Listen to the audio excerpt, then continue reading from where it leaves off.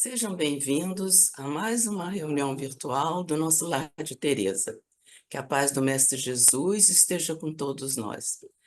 Lembramos que é sempre bom se vocês puderem compartilhar as nossas reuniões, essas reuniões do YouTube, com seus amigos, seus familiares, para que elas permaneçam mais tempo no YouTube e assim muitas pessoas possam continuar assistindo e sendo beneficiados por estes estudos que nos trazem tantos esclarecimentos e tanta consolação com a doutrina espírita. Depois, quando terminar, se tiverem gostado, não esqueçam de dar o seu like, gostei. Hoje, os nossos estudos serão sobre o Livro dos Espíritos. Fazemos os estudos alternadamente sobre o Livro dos Espíritos e o Evangelho segundo o Espiritismo. Hoje, o nosso tema do Livro dos Espíritos é a civilização, abrangendo as perguntas 790 a 793.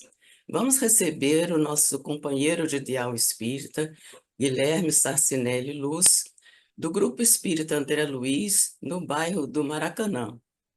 Guilherme, é uma alegria recebê-lo hoje pela primeira vez na nossa casa e esperamos que seja a primeira de muitas outras. Muito obrigado, Ana. É uma alegria também para mim estar aqui com vocês nessa casa tão nobre que tem realizado tantos trabalhos edificantes para a sociedade. Ok. Se você já falou as suas primeiras palavras, então nós podemos passar à leitura da página inicial. O minuto. Dádiva divina repete-se infinitamente em nossa estrada. Usando-a, é possível a realização de surpreendentes milagres em nossa vida. Pede-nos tão somente trabalho, boa vontade e diligência no bem para trazer-nos sublimes edificações, a sementeira do êxito, o reajuste da própria alma, o regresso ao caminho de luz, o tesouro do entendimento, a fortuna da sabedoria, a plantação da amizade, o progresso nas boas obras, a conquista da simpatia, a aquisição do concurso fraterno, a bênção do dever cumprido. Todo engrandecimento de nossa vida começa na insignificância aparente de um minuto. Considera a graça do tempo que o Senhor te concedeu para a luta santificante na terra e ajuda-te a ti mesmo, aplicando-a em tua própria felicidade.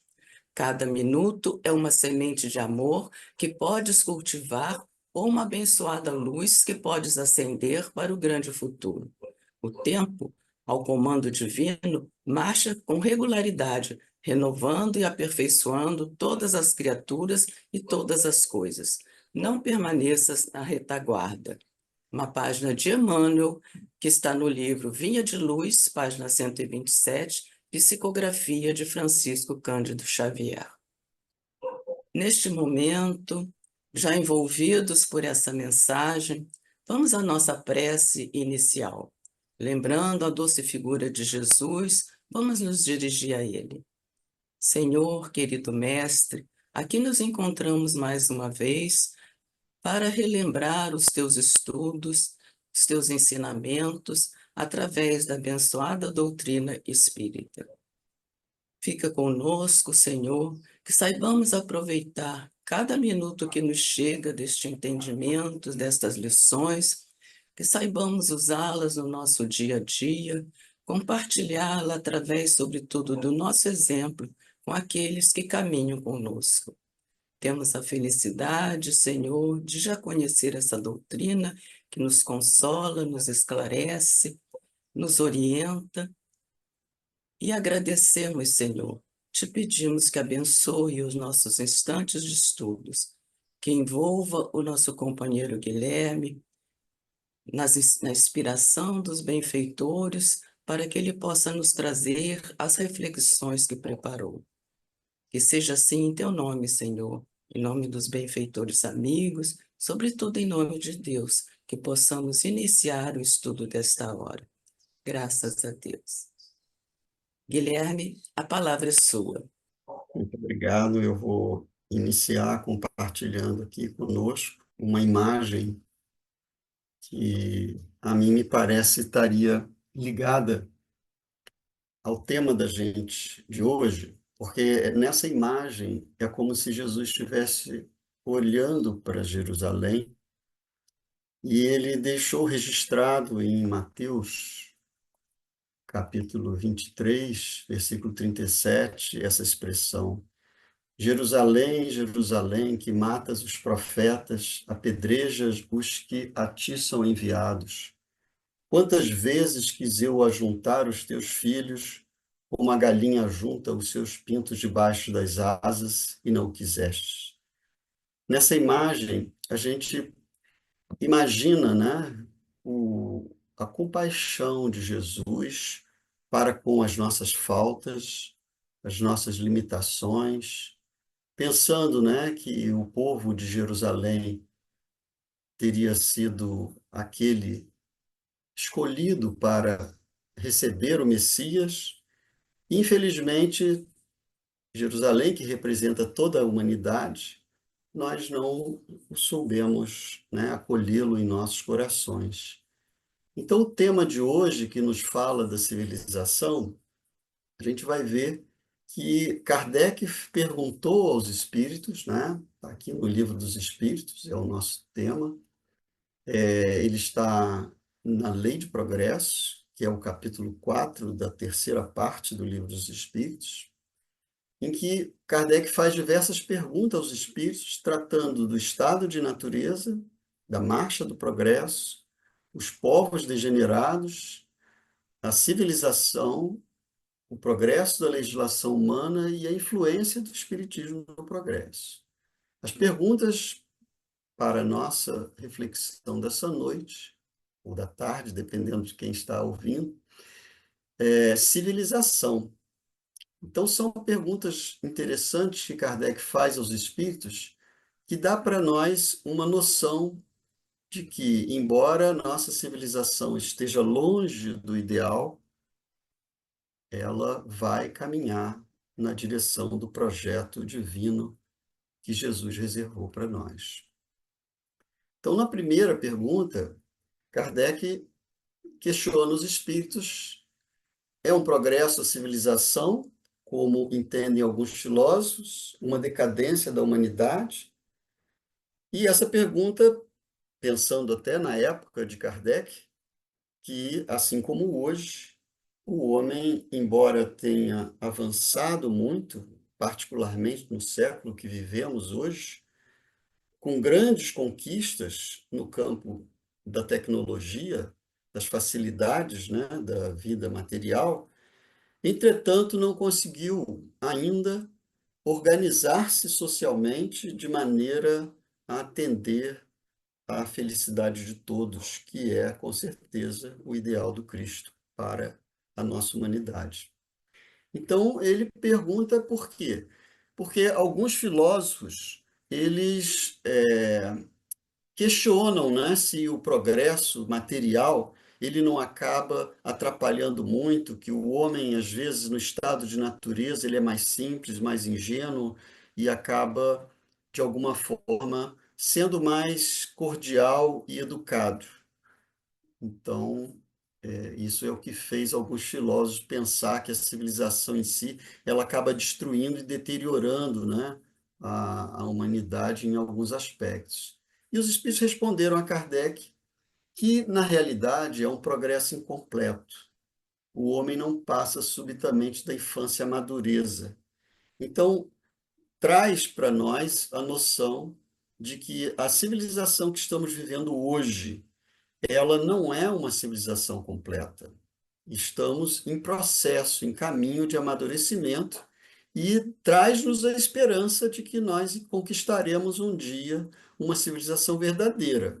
E essa ideia ele vai dar para a gente nas perguntas seguintes, porque ainda nessa mesma pergunta, Kardec faz uma subpergunta: será racional condenar-se a civilização? Justamente condenação essa que muitos filósofos faziam e fazem ainda hoje. Sabemos que existem muitas pessoas que defendem, né, a ideia de uma aproximação com a natureza, né, deixarmos tanta tecnologia e vivermos uma vida mais simples junto à natureza. Então, ele pergunta se é racional condenar a civilização. E os espíritos responderam que a gente tem que condenar os que abusam dela, mas não a obra de Deus. O que significa que a civilização ela está se dando, ela vai se desenvolver, e de fato, o que chama a atenção da gente, de muitos filósofos que de alguma forma condenariam a civilização, é o mau uso que a humanidade, muitos homens ainda fazemos, né, dos recursos tecnológicos, das coisas que a gente já conquistou até hoje. Então, não é a civilização em si. Na 791, Kardec vai perguntar aos espíritos: apurar-se-á algum dia a civilização de modo a fazer que desapareçam os males que haja produzido? Então, a gente já imagina que, pelas respostas anteriores, que de fato cabe ao homem eliminar os males, os abusos, né, que criamos com o uso dos recursos que a civilização nos deu, para que a gente possa construir uma sociedade melhor. Então, os espíritos responderam sim, estão confirmando que vai, né, desaparecer os males que a civilização criou, e aí a civilização vai se estabelecer de forma real. Então, ele diz, ó, quando o moral estiver tão desenvolvido quanto a inteligência. O fruto não pode surgir antes da flor.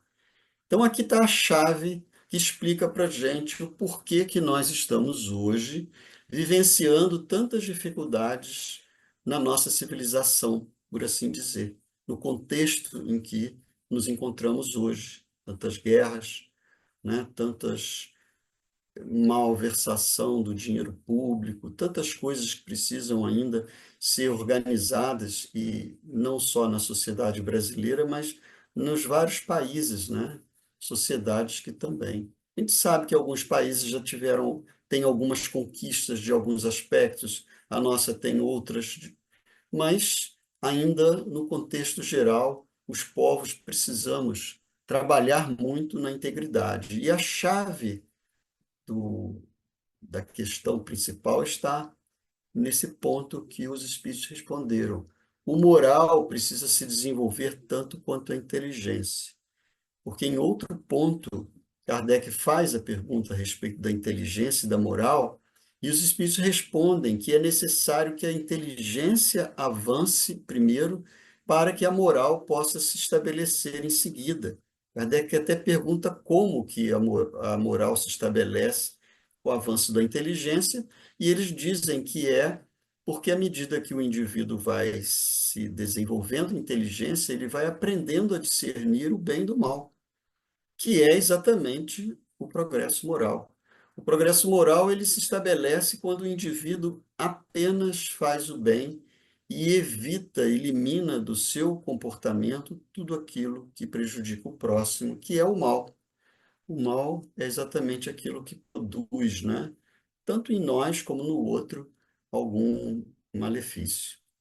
Então, isso só vai acontecer, né? Ou seja, vai desaparecer os males que surgiram com o crescimento da civilização, na medida que o homem conquistar progresso moral, tanto quanto ele já vem conquistando no campo da inteligência. E aí, na seguinte, ele pergunta ainda: por que não efetua a civilização imediatamente todo o bem que poderia produzir, né? Já que o homem tem visão do que é para fazer, por que que não faz? Ele diz, porque os homens ainda não estão aptos nem dispostos a alcançá-lo. Então, são dois aspectos. Um é estar apto e o outro é estar disposto a alcançar esse estado de civilização verdadeira. Apto é exatamente a questão da inteligência, ou seja, é preciso que o homem conquiste a aptidão para discernir o que está acontecendo de errado.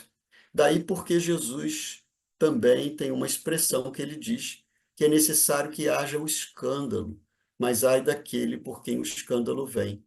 Então é necessário que os males fiquem à vista e o homem perceba que aquilo que ele está produzindo, que não é adequado, ele produz muito mais prejuízo geral para o grupo, né? Não só para outro povo, mas também para o seu próprio povo, aquilo acaba se refletindo no próprio povo e no próprio indivíduo.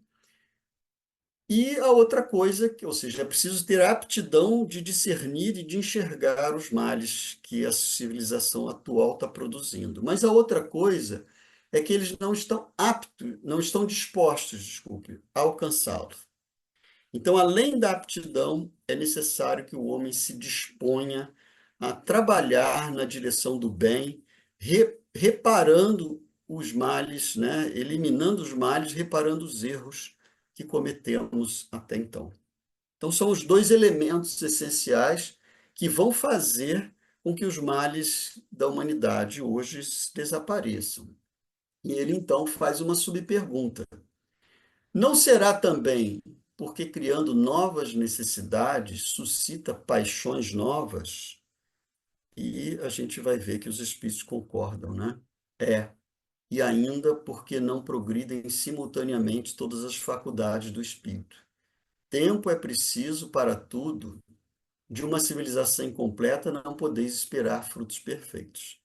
Então as paixões, elas estão aí mostrando que o homem muitas vezes utiliza os seus desejos e os vicia, né? Direcionando-os numa aplicação que não é saudável para si mesmo.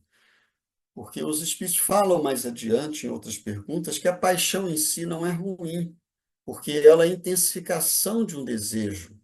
Mas se esse desejo for direcionado na direção do bem, não tem problema, é uma paixão nobre. Quantas pessoas se envolvem num ideal e entregam toda a sua vida, permitindo, né, que ela seja aplicada, né, muitas vezes com sacrifício do seu bem-estar, para que um bem se realize. Isso é uma paixão bem aplicada. Mas o homem, como disse aqui, a civilização ela acaba abrindo para o homem mais recursos e mais liberdade de ação. E o homem, enquanto ele está preso no egoísmo e no orgulho, fixado em atender apenas os seus desejos particulares em detrimento do bem-estar da coletividade, isso faz com que seja uma paixão negativa, viciada. E essas paixões que são suscitadas pelo avanço, né, dos recursos, ele precisa ser corrigida. Ou seja, o homem precisa aplicar esses recursos na direção correta e eliminar, né, os prejuízos que a gente vê acontecendo nos dias de hoje, né? A gente vê na internet os recursos hoje uma facilidade tecnológica que nós estamos usando agora aqui, nesse momento, para poder divulgar a doutrina espírita, que nos parece ser o caminho que vai direcionar a inteligência para uma moral adequada, porque é uma filosofia que apresenta a base certa para nortear o homem no bem. Essa internet muitas vezes é utilizada para atender a interesses egoísticos e muitas vezes paixões vis, né, que não auxilia, né, a aplicação. Muitas vezes, por exemplo, a gente vê as crianças que estão acessíveis, né, a muita informação e essas informações nem sempre são saudáveis a ajudá-las. Então, a gente acredita que pela resposta que os espíritos deram, né, a essa pergunta, nós vamos, em algum momento, equilibrar, né, a moral com a inteligência e dar direção às conquistas que a nossa humanidade já fez e eliminar gradativamente os problemas que nós estamos criando. Na internet eu recebi uma informação interessante, ela não é nem tão nova assim, mas para mim foi uma informação nova, que é o fato de alguns cientistas, olha, é um manifesto para uma ciência pós-materialista. Então, aqui, ó, esse manifesto foi assinado por mais de 300 cientistas e foi originalmente publicado no Open Science. O original pode ser consultado aqui. Então, o que que é isso? É o resultado do esforço de cientistas que já entenderam que a ciência, do jeito que ela está estruturada hoje, ela basicamente mantém e sustenta o materialismo. E a doutrina espírita, ela vem com o propósito de apresentar para a humanidade, de uma forma bem científica, a realidade da vida espiritual. Porque Jesus, quando veio à Terra, ele veio mostrar que há muitas moradas na casa de meu Pai. A vida, ela se expressa de muitas maneiras e dizendo para nós que nós somos espíritos imortais.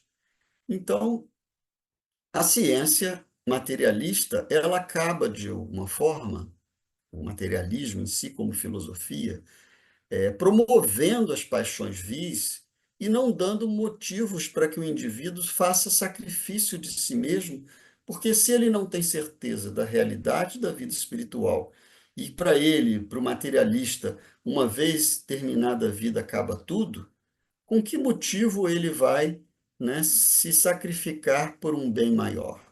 Embora não significa que todos os materialistas pensem de uma forma egoísta, mas o fato que a filosofia materialista não abre para o homem de hoje uma percepção da vida e uma visão que dê a ele motivos para que ele reprima os seus maus pendores.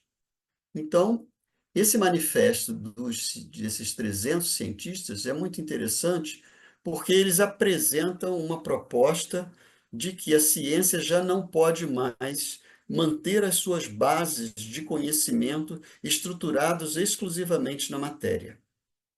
Eles entendem, né, ó, somos um grupo de cientistas internacionalmente reconhecidos de uma variedade de campos científicos, né, biologia, neurociência, psicologia, etc., que participou de uma reunião internacional, Cimeira é uma reunião internacional sobre ciência, espiritualidade e sociedade pós-materialista. A Cimeira, essa reunião, né, foi organizada por alguns cientistas de renome. Ela aconteceu no Arizona, de 7 a 9 de fevereiro de 2014. E qual foi o propósito da reunião? Foi analisar o impacto da ideologia materialista na ciência e o surgimento de um paradigma pós-materialista para a ciência, a espiritualidade e a sociedade. Então, isso aí já são indícios para a gente, vou passar adiante aqui, ó, sobre as conclusões desse grupo. Mas já é um indício de que existe um movimento, né, mesmo que ele ainda seja silencioso aparentemente, ele está acontecendo na direção de uma civilização maior. Então, uma das conclusões que ele chega, a primeira conclusão é a cosmovisão científica moderna baseia-se predominantemente em pressupostos estritamente relacionados com a física clássica. O materialismo, que é a ideia de que a matéria é a única realidade, é um desses pressupostos. Uma suposição relacionada é o reducionismo, a noção de que as coisas complexas podem se entender reduzindo-as a interações de suas partes. Ou seja, para simplificar, eles estão concluindo que a ciência materialista ela é muito reducionista e não consegue explicar todos os fenômenos que hoje a ciência pesquisa. E ela entende que é preciso avançar. E a última conclusão, que são 18 postulados, eu não teria como apresentá-los aqui, e nem saberia, talvez, explicar a todos, mas esse que eu acho que é relevante, que é o último, que ele diz assim, ó, a mudança da ciência materialista para a ciência pós-materialista pode ser de vital importância para a evolução da civilização humana. Pode ser, inclusivamente, mais crucial que a transição do geocentrismo para o heliocentrismo. Ou seja, se houve um momento, um instante da humanidade, né, que a gente sabe que Galileu, né, foi esse cientista que apontou que a Terra não era o centro do universo, que que a Terra, na verdade, girava em torno do Sol, fazendo às vezes de outros cientistas que já haviam, né, como Copérnico, afirmado isso. Mas ele, ao desenvolver, né, o telescópio, ele provou cientificamente de que a Terra não era o centro do universo. Só que ele teve que desdizer, porque o pensamento filosófico era muito dominado pela Igreja, né, na época, e o conceito que a igreja tinha era de céu, de inferno, né, de tudo aquilo que dava uma noção de que a Terra tinha que ser o centro do universo, a vida era só aqui. Então, a própria ciência, hoje, que a gente já sabe, que já provou muito bem isso, então ele diz que a transição do geocentrismo para o heliocentrismo já foi um grande passo para a humanidade. E esse grupo está dizendo que essa transição do materialismo para o pós-materialismo vai ser uma transição mais relevante do que foi o da Terra ser o centro do universo e passar a ser o Sol. Então, ainda numa pergunta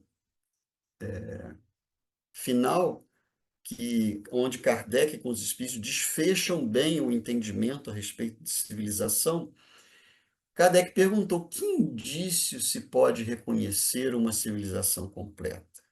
Então, que elementos nós precisamos possuir para que a gente chegue e diga hoje, não, hoje nós já alcançamos, nós somos povos civilizados. Olha como é que os espíritos responderam para a gente. Reconhecê-la-eis pelo desenvolvimento moral. Então, a moral é a componente decisiva para se estabelecer se um povo é ou não civilizado. Então, ele continua respondendo os espíritos assim, ó. Credes que estáis muito adiantados, porque tendes feito grandes descobertas e obtido maravilhosas invenções, porque vos alojais e vestis melhor do que os selvagens. A gente se considera mais civilizado do que o índio, né, de que um povo indígena, mas às vezes a gente vê de um povo indígena um comportamento muito mais civilizado do que muitos que se encontram hoje na sociedade moderna, né?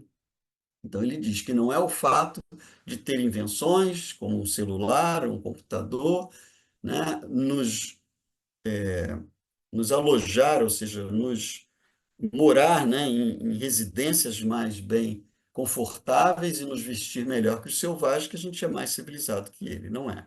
Então ele diz assim: todavia, não tereis verdadeiramente o direito de dizer-vos civilizados, senão quando de vossa sociedade houverdes banido os vícios que a desonram, e quando viverdes como irmãos, praticando a caridade cristã. Até então, sereis apenas povos esclarecidos que hão percorrido a primeira fase da civilização. Então, a gente pode constatar isso, que nós somos hoje povos esclarecidos. Temos bastante desenvolvimento intelectual, bastante desenvolvimento tecnológico, mas falta-nos avanços no campo da moral, e esse avanço só tem um jeito de se construir na humanidade hoje, é através da educação. E a gente vai ver que Kardec ele é muito enfático nesse ponto. Vamos avançar aqui para a gente ler, porque Kardec, após essas respostas que foram obtidas pelos espíritos, ele faz uma síntese. Muitas vezes ele faz isso ao longo dos estudos dos tópicos do Livro dos Espíritos, e nesse da civilização ele diz assim para a gente. Aliás, eu coloquei aqui a página do livro Nosso Lar, porque ele é para a gente, através da psicografia do nosso querido Chico Xavier, a apresentação do que seria uma sociedade, uma cidade civilizada, né? Então, aqueles que já estudamos, já lemos Nosso Lar, ou aqueles que não leram, leiam, porque é um exemplo para nós de uma cidade civilizada. Então, Kardec diz assim, no resumo que ele faz desse tópico sobre civilização. A civilização, como todas as coisas, apresentam gradações diversas. Uma civilização incompleta é um estado transitório, que gera males especiais desconhecidos do homem no estado primitivo. Então, realmente, uma civilização indígena ela não tem determinados problemas porque também não tem acesso a determinadas coisas que o homem moderno possui. Então, o que ele diz aqui, né? O desconhecido do homem no estado primitivo. Nem por isso, entretanto, constitui menos um progresso natural necessário que traz consigo remédio para o mal que causa. Então, se os recursos tecnológicos às vezes abrem acesso, como o caso da internet, a muitos problemas, ele traz o remédio junto com ele. À medida que a civilização se aperfeiçoa, faz cessar alguns dos males que gerou, males que desaparecerão todos com o progresso moral. Então, um exemplo disso seria o duelo, né? O duelo é uma coisa que não existe hoje em dia. Claro que existe de outras formas, né, de duelar, mas ele não é oficialmente uma coisa aceita na sociedade como foi no passado. Então, o homem vai, aos poucos, percebendo que é uma coisa que não é positiva para a sociedade. E ele ainda continua dizendo assim: de duas nações que tenham chegado ao ápice da escala social, somente pode considerar-se a mais civilizada na legítima acepção do termo aquela onde exista menos egoísmo, menos cobiça e menos orgulho. Então, esses são os vícios que nós temos que combater primeiro individualmente, né? Antes de apontar o nosso dedo para o outro, nós temos que trabalhar esses vícios, né? Esses defeitos em nós. Onde os hábitos sejam mais intelectuais e morais do que materiais. Onde a inteligência se puder desenvolver com mais liberdade. Onde haja mais bondade, boa-fé, benevolência e generosidade recíprocas, onde menos enraizados se mostrem os preconceitos de casta e de nascimento. Por isso que tais preconceitos são incompatíveis com o verdadeiro amor do próximo. Então, o preconceito é um exemplo, né, que faz da nossa sociedade uma sociedade ainda muito imperfeita e que nós precisamos investir, né, combatendo esse vício que vai criando as animosidades e as discordâncias sociais. E ele ainda diz assim: onde as leis nenhum privilégio consagrem e sejam as mesmas, assim para o último como para o primeiro, onde com menos parcialidade se exerça a justiça. Então, isso aí é uma coisa que a gente vê na nossa sociedade, tendo privilégios para uns e menos para outros, e mostrando que estamos ainda longe de uma verdadeira civilização. Onde o fraco encontre sempre amparo contra o forte. Então, aqui está a chave da questão moral que é preciso que nós trabalhemos. Se temos uma certa condição melhor do que o outro, cabe a nós criar mecanismos para facilitar aquele que tem menos recursos. Onde a vida do homem, suas crenças e opiniões sejam melhormente respeitadas, onde exista menor número de desgraçados, enfim, onde todo homem de boa vontade esteja certo de lhe não faltar o necessário, que é o exemplo da cidade do nosso lar. Todos têm tudo o que precisa para poder trabalhar e servir, e cada um recebe, né, de acordo com o seu trabalho. E à medida que o indivíduo vai evoluindo, ele vai se sentindo mais no dever de servir aos demais. E aqui no Evangelho segundo o Espiritismo, o Kardec dá, quer dizer, como é que a gente vai poder desenvolver a moral? Então, tem uma mensagem de Lázaro, né, que é no capítulo 11, que fala do amar ao próximo como a si mesmo, e que um trechinho inicial da mensagem de Lázaro dá para a gente essa noção de progressão, ou seja, de que a nossa condição humana ela está progressivamente se desenvolvendo. Ele diz assim: o amor resume a doutrina de Jesus inteira, visto que esse é o sentimento por excelência. E os sentimentos são os instintos elevados à altura do progresso feito. Em sua origem, o homem só tem instintos. Quando mais avançado e corrompido, só tem sensações. Quando instruído e depurado, tem sentimentos. E o ponto delicado do sentimento é o amor, não o amor no sentido vulgar do termo, mas esse sol interior que condensa e reúne em seu ardente foco todas as aspirações e todas as revelações sobre-humanas. A lei de amor substitui a personalidade pela fusão dos seres e extingue as misérias sociais. Então, só o amor vai conseguir definitivamente estabelecer para a humanidade uma condição de civilidade. E a gente tenta mais ou menos organizar essa noção de Lázaro, que ele diz assim, que no início o homem é instinto, depois sensações, e ele conquista sentimento. Se a gente pensar que existem três necessidades básicas no homem que ele busca atender, que seria a alimentação, né, a reprodução e o repouso, o instinto estabelece essas três necessidades.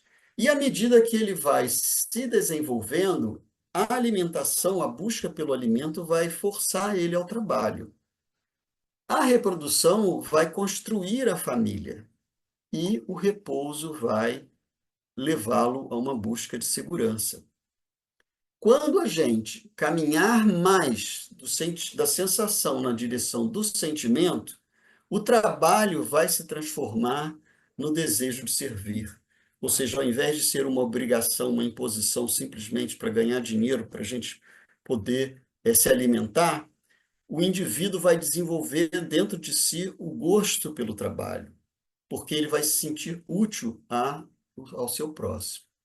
Na família, ele vai desenvolver a afeição, ou seja, o sentimento de respeito, de amor por todas as criaturas. E na segurança, ele vai desenvolver o que estamos todos buscando aqui, que é o sentimento de religiosidade verdadeira, independente da religião que o indivíduo tenha, esse sentimento de religiosidade que dá a gente a segurança de que, por mais que a nossa humanidade hoje esteja confusa, né, construindo muitos problemas, essas guerras todas que estão acontecendo aí, a gente ter segurança e certeza de que Deus é o Pai, ele está suportando e mantendo toda a humanidade na direção do que é o bem.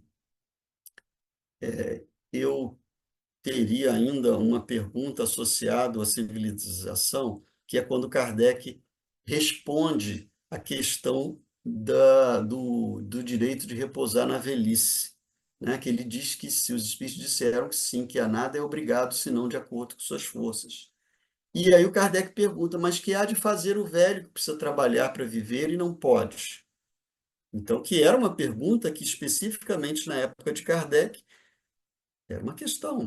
Não existia previdência.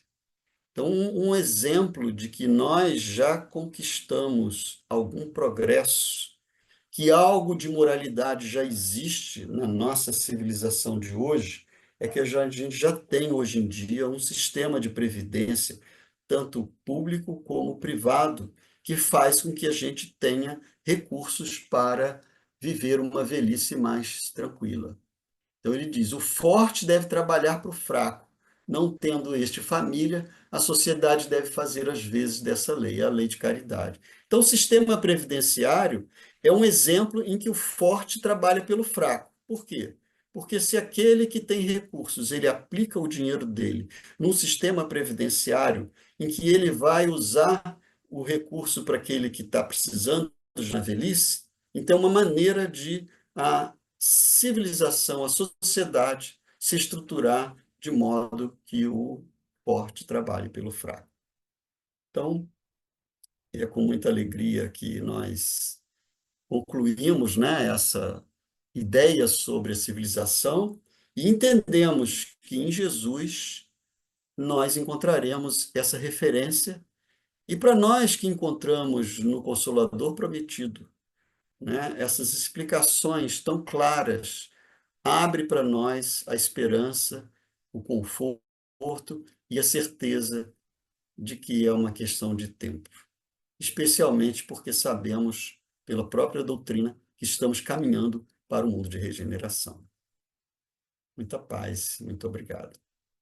Agradecemos a você, Guilherme, por essas reflexões tão importantes que você nos trouxe sobre esse tema, sobre a civilização, que muitas vezes hoje em dia até nos assusta com tantos acontecimentos, mas com o entendimento nós vamos vendo que pouco a pouco vamos melhorando, vamos vencendo essas fases. Depende de nós, não é? Então nós agradecemos, foi muito bom ouvi-lo. Agradecemos também a todos vocês que nos assistem, a todos que vão nos assistir mais tarde, e lembramos sempre a necessidade de divulgarmos mais, de compartilharmos essas reuniões para que outros também alcancem esse entendimento e essa paz nesse momento. Vamos então agora lembrar também que na próxima segunda-feira teremos outra reunião, desta vez com um tema especial, a Casa Espírita. Às 19 horas, como sempre, convidamos a todos para estarem conosco. Pedimos ainda que, se gostaram da nossa reunião, deem o seu like no final também. E vamos então encerrar essa hora tão importante de estudos, fazendo a nossa prece final. Lembrando novamente da figura de Jesus. Então vamos nos dirigir a Ti, Senhor, desta vez para agradecer. Agradecer por esses momentos importantes de recordação da Tua doutrina, de entendimento.